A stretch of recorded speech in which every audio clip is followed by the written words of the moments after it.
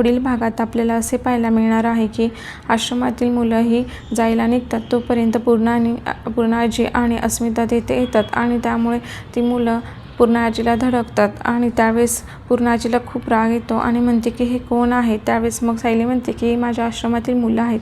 त्यावर मग अस्मिता म्हणते की हे घर आहे की बाजार आहे. मग सायली म्हणते की मला माफ करा. त्यानंतर मग पूर्ण आजी म्हणते कल्पनाला की कल्पना तुझ्या सुनेला सांग की या घरात मी असं कोणालाही येऊ नाही देणार.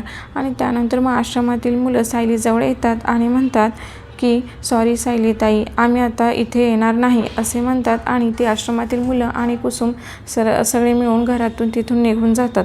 त्यानंतर मग अर्जुन सर बोलणारच असतात. त्यावर मग पूर्ण आजी म्हणते मी एकदा सांगितलं ना की ही मुलं कधीही घरात येणार नाहीत म्हणजे नाहीत.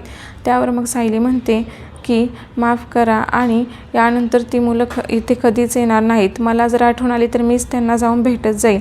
अशा प्रकारचा भाग आपल्याला पाहायला भेटणार आहे. अशाच प्रोमोसाठी आपल्या चॅनलला नक्की सबस्क्राईब करा. धन्यवाद.